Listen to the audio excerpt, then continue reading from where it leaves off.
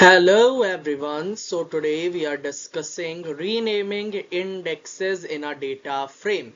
Right, we in the last video we've seen accessing the element that will also be continued here with some new methods, and similarly we'll look at two methods to rename the indexes in a data frame. All right. Now moving on to, first of all, you can look up here that we have a df. Okay, we have a df with three columns and three rows. 1 2 3 4 5 6 7 8 9 are the data. Now when I do df dot call dash 1, which is the index of it, label based index, user defined, it gives me an error and says it has no attribute, but I think it should work.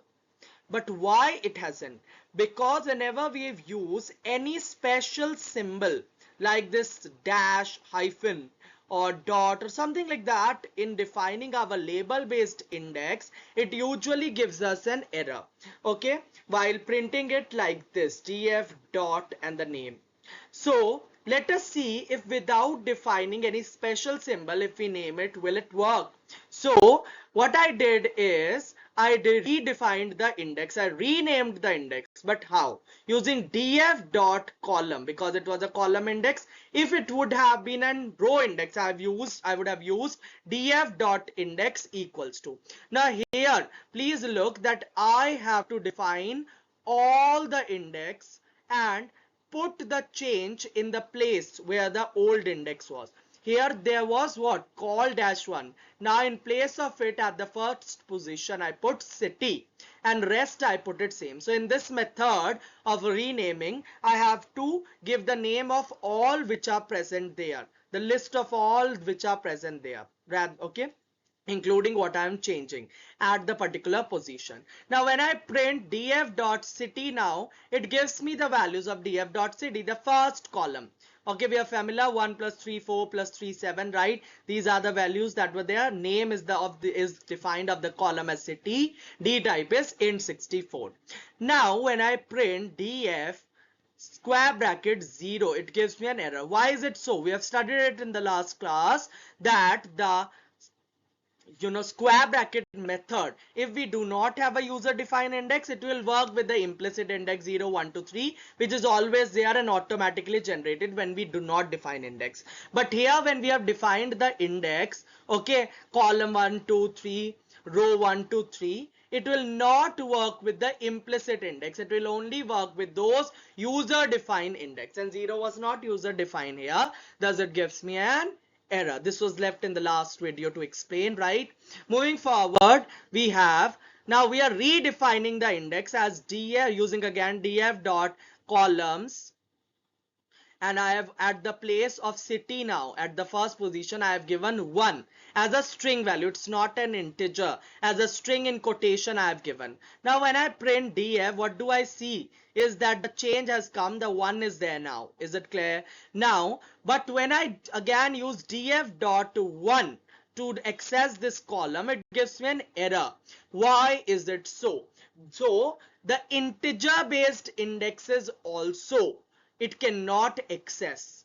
Special symbol जिन index value पे होते हैं या जो integer based, may be उन्हें हमने string में convert कर दिया कोटेशन डाल के, बट बिकॉज एक इंटीजर बेस्ड ही रिफ्लेक्ट हो रहा है यहाँ पे, तो ये इसको भी प्रिंट नहीं करेगा.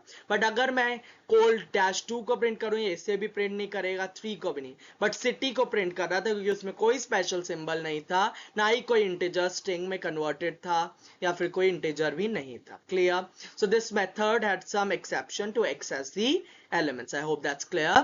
Moving forward, what we are printing? We are printing df square bracket 1 तो हमने डिफाइन कर दिया ना इंडेक्स, अभी यूजर डिफाइन है, पर स्टिल ये से प्रिंट क्यों नहीं कर रहा है? ये मुझे एक एरर क्यों दे रहा है?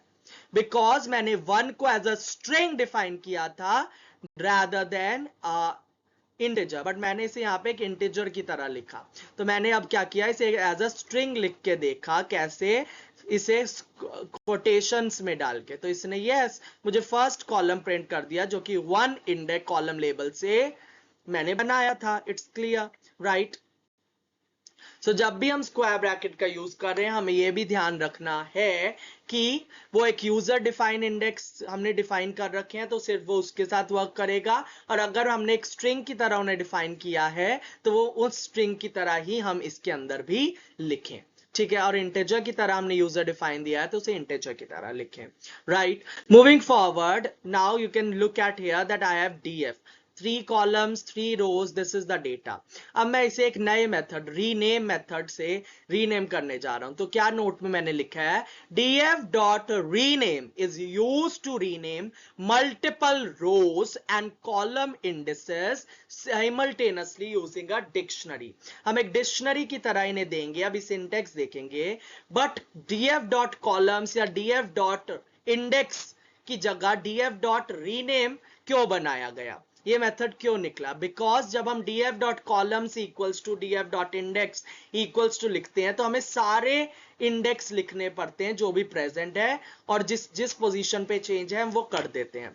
बट अगर मैं नहीं चाहता कि मैं सारे लिखूं तो मैं क्या कर सकता हूं, यूज सिर्फ उस पर्टिकुलर को चेंज कर सकता हूं, old value colon new value देख के df डॉट नेम रीनेम को यूज करके।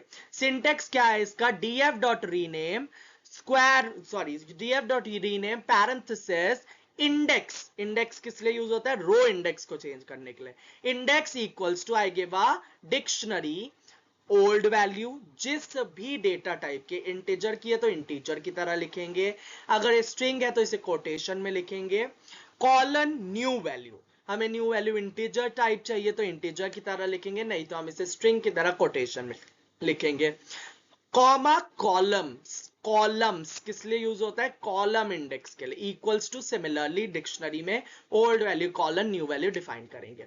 अगर मैं सिर्फ कॉलम्स को चेंज करना चाहता हूं तो सिर्फ मैं कॉलम्स इक्वल्स टू दे सकता हूं, सिर्फ रोज के इंडेक्स में चेंज लाना चाहता हूं तो इंडेक्स इक्वल्स टू दे सकता हूं सिर्फ, तो इसमें दो आर्ग्यूमेंट देना जरूरी नहीं है जैसे कि एट एंड आई एट में था। Alright, now moving forward, df dot री नेम, अब मैं करके देख रहा हूं इसे यूज, इंडेक्स इक्वल्स टू, मैंने डाला क्या, यहाँ पे एक डिक्शनरी रो 3, हमने देखा यहाँ पे रो 3 है, उसको रीनेम करके मैं R3 करना चाहता हूँ। सिमिलरली कॉलम इंडेक्स कॉल 2 को रीनेम करके मैं कॉलम 2 करना चाहता हूँ।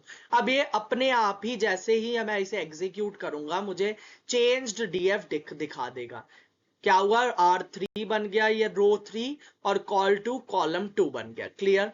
बट मैं क्या देखता हूं, जब मैं df को दोबारा प्रिंट करा रहा हूं तो ये चेंजेस तो रिफ्लेक्ट ही नहीं हो रहे, तो इन चेंजेस को परमानेंटली कैसे लाएं ये हम देखेंगे। बट पहले हम देखते हैं कि अगर मैंने डिफाइन किया मेरे पास df डॉट रीनेम कॉलम्स, अब मेरे पे एक वन नाम का कॉलम है फॉर एग्जाम्पल, यहाँ पे I forgot to define it, यहाँ पे वन नाम का हमने इसे चेंज कर दिया था, राइट। तो ये वन नाम का हमारे पास एक रो एक कॉलम इंडेक्स है, अब मैं उसे चेंज करके कॉल 1 करना चाहता हूं, तो मैंने इसे प्रिंट किया तो ये चेंज करा ही नहीं, क्यों चेंज नहीं किया, बिकॉज मैंने 1 को एज अ स्ट्रिंग डिफाइन कर रखा था rather than as a integer, but यहां तो मैंने इंटीजर की तरह दे दिया। अब मैं इसे स्ट्रिंग की तरह दे के देखता हूं, कॉल 1 चेंज करना है मुझे, ओल्ड ये है न्यू कॉल 1 है, तो अभी इसने क्या किया, प्रिंट कर दिया मुझे चेंज करके कॉल 1 हो गया है अब मेरा इंडेक्स का नाम, रो कॉलम इंडेक्स का नाम, ठीक है। सो जो डेटा टाइप में दिया है उसी में हमें डिक्शनरी वे में भी डिफाइन करना है, ऑलराइट।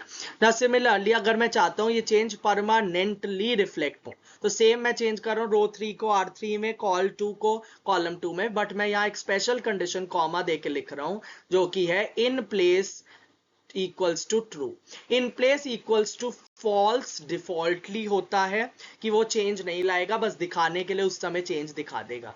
पर जब मैं in place equals to true लिखता हूं ये अभी तो मुझे प्रिंट नहीं करेगा नीचे, तो जब मैं df प्रिंट करूंगा ना तो मुझे वो चेंज दिखा देगा कि हाँ मैंने रो 3 को R3 परमानेंटली df में चेंज कर दिया और कॉल डैश 2 को कॉलम 2 में चेंज कर दिया। In place equals to false defaultly होता है, हम उसे लिख के भी दिखा सकते हैं, बट हमें अगर चाहिए कि परमानेंट चेंज हो तो हमें क्या लिखना है, we have to write here in place is equals to true, true में हमारा जो t है वो कैपिटल है, प्लीज ध्यान दें। That was all for today, for notes PPT this year's study material related to CBSE Board, IP 2024-25 and CUET IP CS domain. You can follow us on Telegram. My Instagram is @stagejubilant and @Akshay 539. You can ask your queries and doubts on Instagram as well as on Telegram channel. Thank you.